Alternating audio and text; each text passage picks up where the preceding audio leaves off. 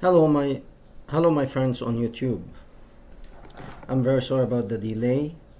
Today I'd like to speak about Iran and why Trump decided not to conduct a raid against it. Before doing that, I would like to bring your attention that we are not really young people and we don't know much about how to do editing and how to do computer stuff. And therefore, myself and another person who calls himself Solving Politics, um, it seems to be he is also very much in the same boat. Um, we don't know how to do many things, like we're not computer savvy. So this is a volunteer work that I do, and he is doing his share. He has his own channel, and I suggest you can go and look at it and subscribe to him. And we really need to focus our effort that if somebody can donate time to help in making the presentation more appealing, if can suggest something or help with something. I'm trying to do editing of a video that I received from a person, but I'm sorry, I can't do it. I don't have the time also to, I don't have the time either to sit and study that stuff. So if somebody can help us, we really appreciate that. I'm going to put his conversation, mine, and the websites and the things we spoke about in the description box. Okay. Now,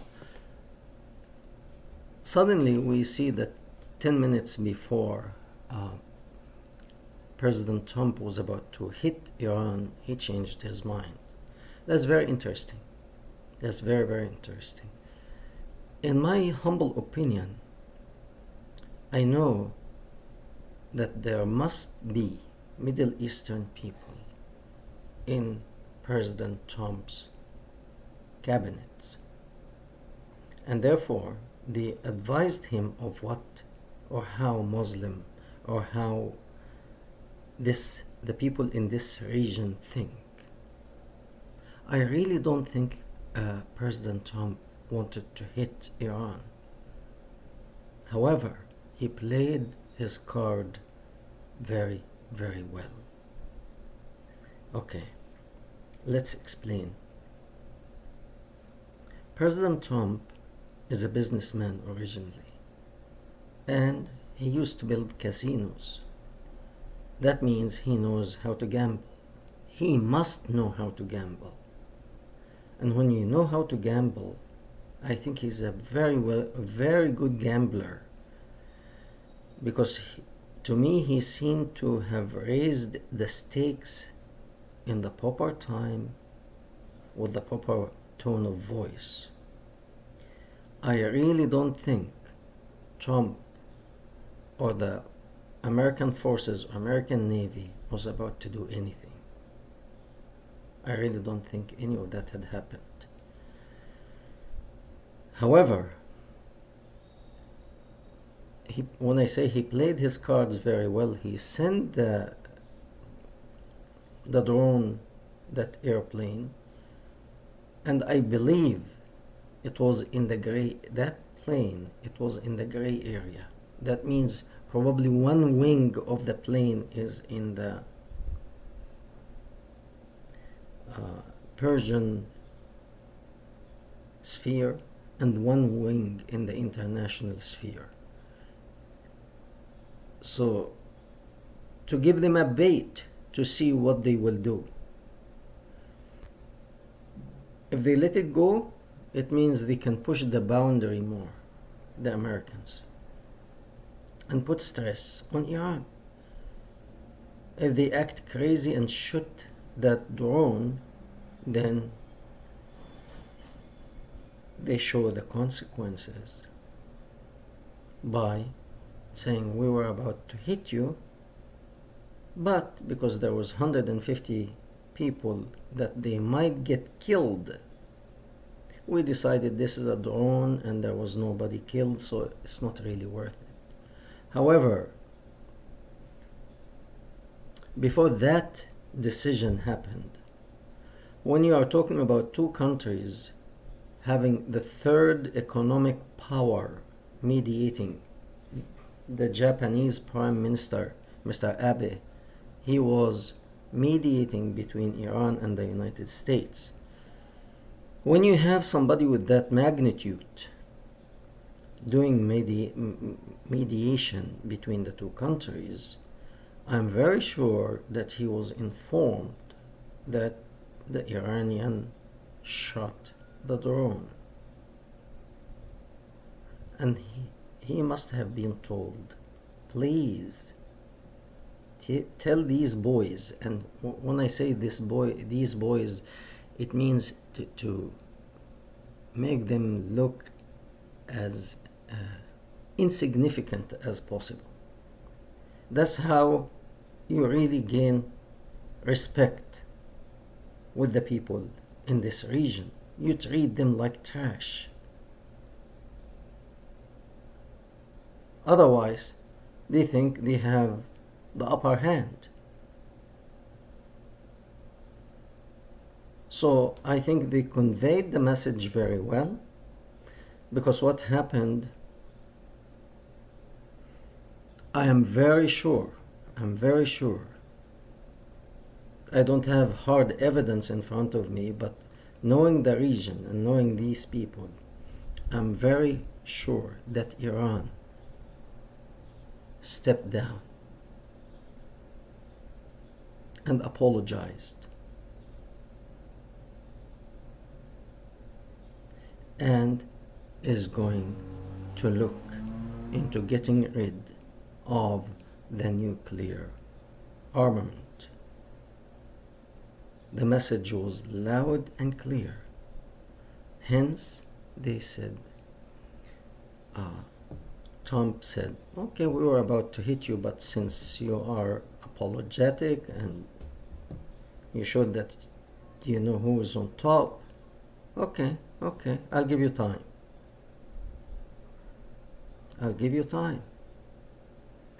Once this happened,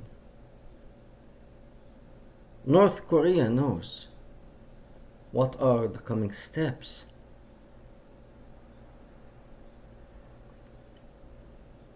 So that is because somebody asked to speak about Iran. This is Iran's situation today. However, Iran as a country,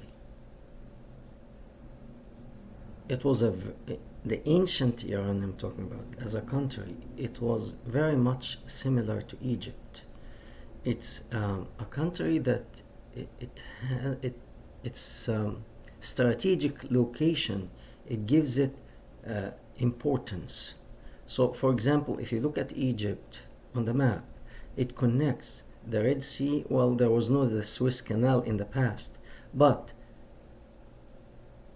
the sea is engulfing the two sides of Egypt to connect Asia with Africa and its close proximity with Europe. So it was like a center. And that made Egypt flourish, because many cultures are trading and coming and going through this region. It flourished. Egypt was one of the best culture in ancient history. I'm not saying this because I'm Egyptian, no, but it's a fact. Okay? The same with Iran. Iran was one of the finest cultures in history. It was a very advanced culture until the Islamic forces invaded. Wherever these forces set foot, destruction happens. Regression, mental retardation, all kind of evil and bad stuff happen. Two countries were more lucky than others. Spain and Israel, they pushed back this invasion. They got rid of the invaders. They got rid of these terrorists, or whatever you want to call them, evil forces, non-human. In Arabic, they are called Sa'alik. These are not the Arabs, by the way. They have nothing to do with the Arabs. These were, well, they have something to do, but they were like the lowest of the lowest of the Arabs, that they were kicked out of Arabia because they are shame for their people and shame for the culture. And some of them were fatherless, or children of prostitutes, who they don't know really who the father was. These people, they formed armies and they joined Muhammad to do business. Okay, once he had this army, he invaded east and west, north and south, and destroyed and looted, and that was lifestyle of these people. So once these people set foot in Iran, the civilization of Persian people was destroyed.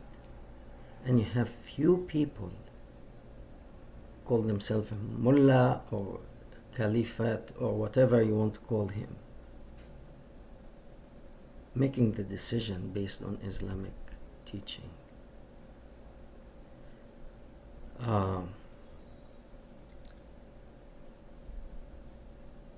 Iran primarily is a Shiite Muslim.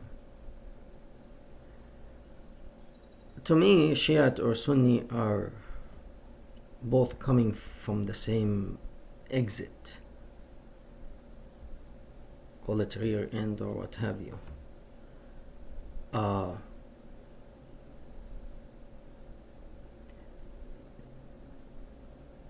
In a way, I agree with their teaching more than with the Sunni, and the reason is right after Muhammad died, after the death of Muhammad, you can see very clearly that these two factions, it was one led by the nephew of Muhammad and the other one by the wife of Muhammad. It was not about spreading peace or the message of peace as they profess. No. Who would be the leader? Because once you are the leader, you are the caliphate. You are to be feared and respected. You are to be followed. You will be God in the place of God on earth. Whatever you say, it becomes a law. If that was the concern, was about faith and spreading the message from God, they wouldn't have been so concerned of, I want to be the chosen one.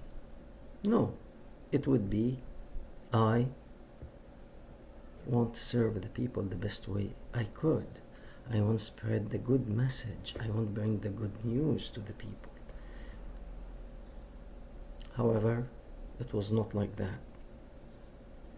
So they started from beginning fighting one another. Not only that, the death of Muhammad, the Sunnis say Muhammad was killed by a Jewish woman. After he murdered all of her tribes, she invited him to eat. She cooked for him a meal and she invited him to eat, and he ate, and he felt that he swallowed poison, and 3 years later he died from that poison. Now, I know Hitler committed much atrocity with the Jews, with the same people.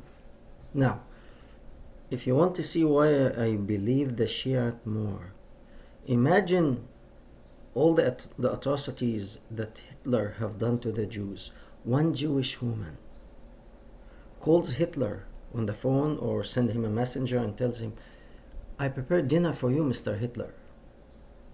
And Hitler puts his suit on and takes his car and take his closest gang and goes to eat dinner in her home.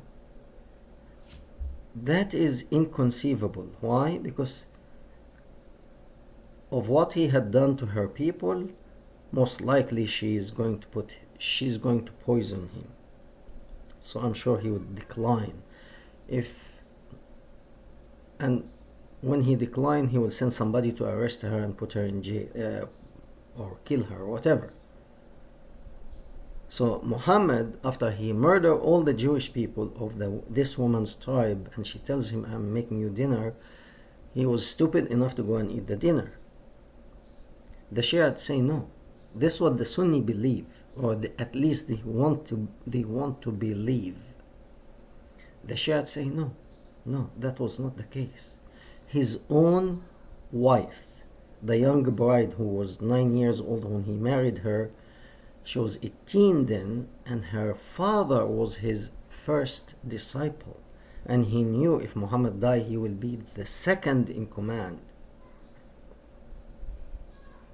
He told her to poison him. So she gave him poison, and he was very sick. So they forced him to take to take medicine. He told them, I don't want the medicine. They forced him to swallow the medicine. And he went into like a coma, or he slept for a while, and then he woke up. He said, didn't I tell you not to give me medicine? Okay, bring the bottle. They brought the bottle, but by then I think they changed whatever substance that it was in the bottle, and he made each and every one of them drink of this liquid, but didn't do anything to them. But then soon later he died. So the Shiites say it was his wife who poisoned him, and that's why the Shiite understanding of the wife of Muhammad and her father and the rest of the gang, except for the nephew, were murder. They murdered Muhammad. That's more acceptable to me, and it does make more sense. It's not that I'm going to join them. I'm saying from a logical point of view, the Shiite make more sense than the Sunni, because no one in his right mind, after he kills and murders a whole tribe, expect that a woman from this tribe will enjoy a meal with him. The same thing with Hitler. No Jewish woman will dare to invite Hitler to have dinner. So, for sure, it was his wife. And that shows that from the very beginning, there was no message of peace, there was no religion. It was all about how much can we conquer and how much can we loot, how much money I can make, how much money I can look important. It had nothing to do with anything of what they profess today. Thank you very much, and we always welcome your suggestion, and appreciate the person who said to speak about Iran. I hope I covered at least a little bit. Thank you very much. See you again.